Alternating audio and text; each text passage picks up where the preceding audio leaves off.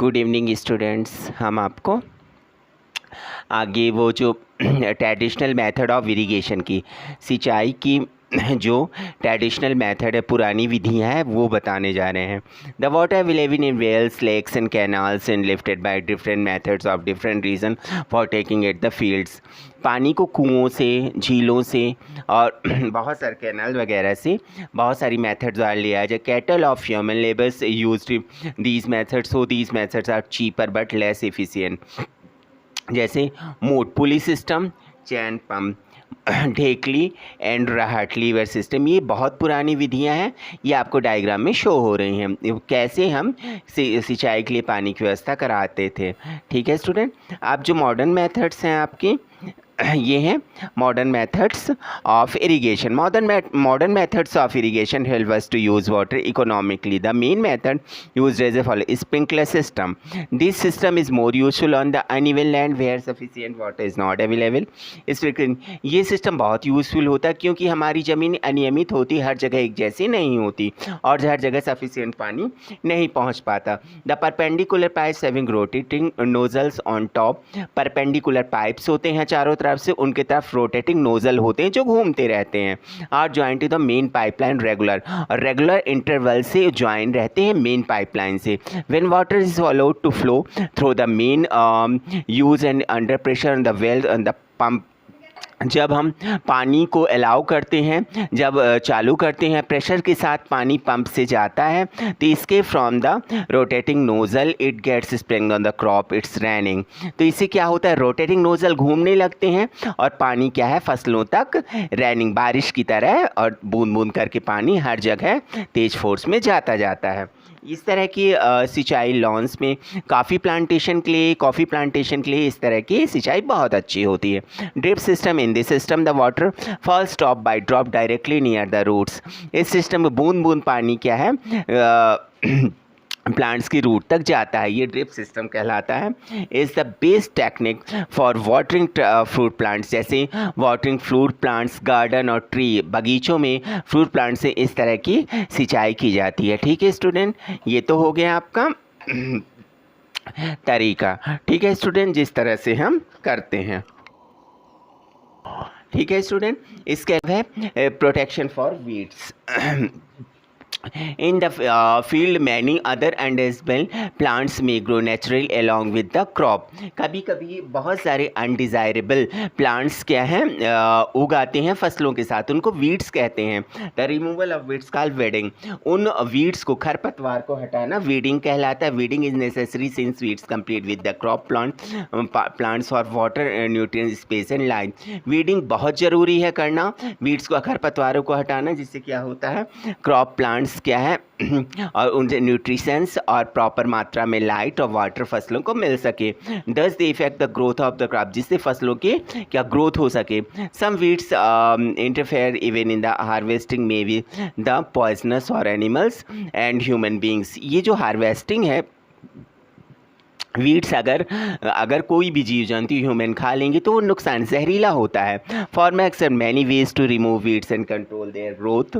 Tilling before sowing of the crop, self uprooting, killing of weeds which may do up and get mixed with the soil, best in removal weeds is before they produce flower. Physical removal, weeds are uprooting from time to time.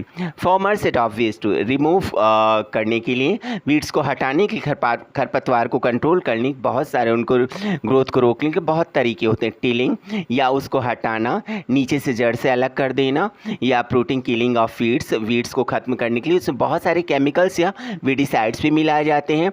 कुछ खुरपा वगैरह से, उनके sickle वगैरह से उनको नीचे से जड़ से काट दिया जाता है, जिससे क्या है फसलों के साथ वो अनवांटेड प्लांट्स ना जम सकें और फसलों को नुकसान ना पहुंचा सके। The manual removal include physical method which uprooting, cutting them and ground from time to time उन्हें काटा जाता है खुरपी से या सीड ड्रिल से। इसके अलावा विडिसाइड्स, बहुत ऐसे केमिकल्स डाले जाते हैं जो खरपतवार को, वीड्स को पूरी तरह से नष्ट कर देते हैं।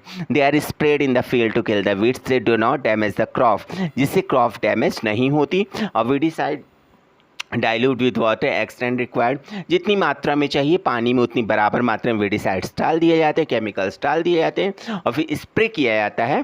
ऐसे मशीन रहती है, स्प्रे के ज़रिए खरपतवार को नष्ट कर लिया जाता है। We too already mention the weedicide are spread during the vegetative growth weeds from flowering and seed formation. Spraying weedicide may affect the health of farmer, so they should use chemical very carefully. They couldn't nose and mouth with the place of cloth during sensing these chemical. इसे हम directly mention already mention weedicide को spray करते हैं vegetative growth में जब plants होते हैं। इसके अलावा वेडिसाइड्स को यूज़ करने के लिए बहुत सारी हमें सावधानियां बरती। केमिकल जहरीले होते हैं, इसलिए इन्हें यूज करने के लिए या तो माउथ ढक के करना चाहिए या कपड़ों या कुछ हाथ में पहन के करना चाहिए। ठीक है student. Harvesting is a crop of a crop is an important task. The cutting of crop after is the mature is called harvesting. कटाई एक बहुत इंपॉर्टेंट टास्क है जिसमें फसल जब मैच्योर हो जाती, पक जाती, तो उसे काटा जाता है। Harvesting pulled out and cut close the ground, और उसे काट के बांध दिया जाता है। It is task 3-4 months and several sell crop to mature. 3 से 4 महीने लग जाते हैं क्रॉप को मैच्योर होने में।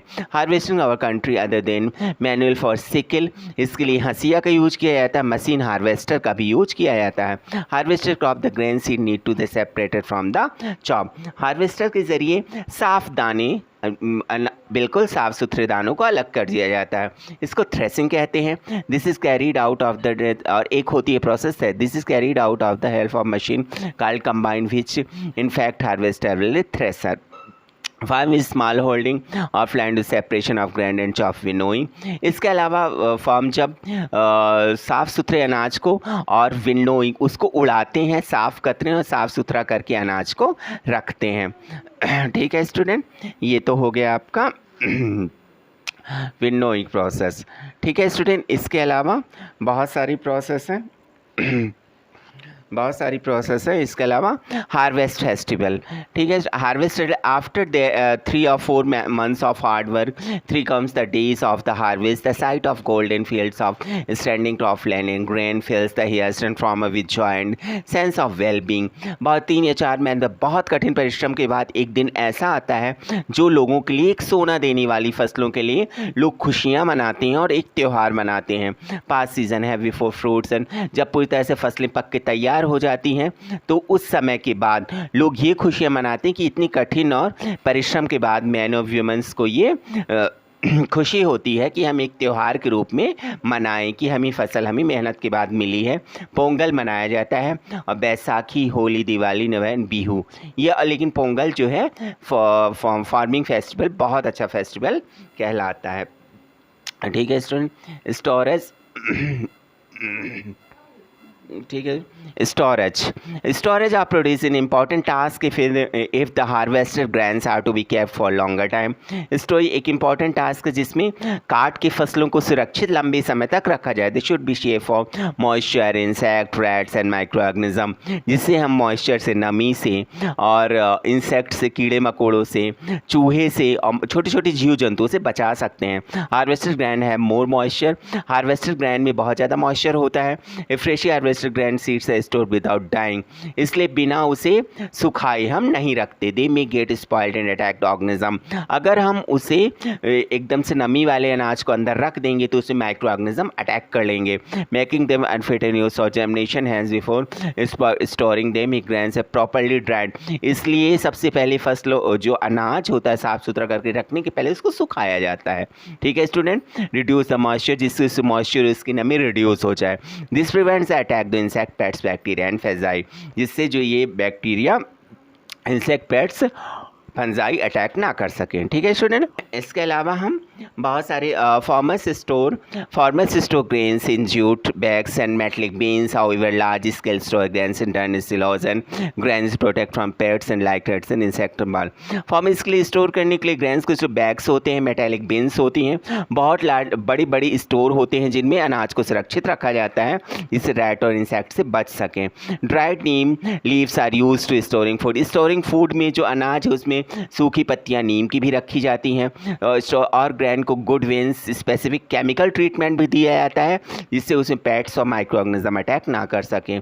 After complete the table must have seen that like plantation provide us with different kinds of food. Many people living in the coastal area consume fish and coastal area में रहने वाले लोग diet के रूप में fish का use करते हैं क्योंकि वहाँ का एटमॉस्फेयर फ़िश खाने के लिए उपयुक्त होता है।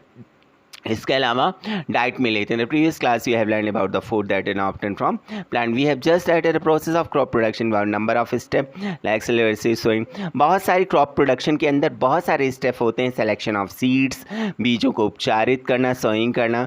सिमिलरली एनिमल और इन फॉर्म, जैसे कुछ एनिमल्स हम अपने घरों में रखते हैं, फॉर्म्स में रखते हैं, उन्हें प्रॉपर फूड दिया जाता है, आवास दिया जाता है, केयर की जाती है। और when this is done by the long scale is called animal husbandry. ये सभी प्रोसेस किसके अंतर्गत आती हैं? एनिमल हस्बेंड्री के अंदर। ठीक है स्टूडेंट, ये तो हो गया आपका चैप्टर, आज कंप्लीट हो गया। ठीक है स्टूडेंट, और मैं ये सोचता हूँ कि आपको ये चैप्टर पसंद आया हो, अच्छा लगा तो इसे लाइक और सब्सक्राइब करना ना भूलें।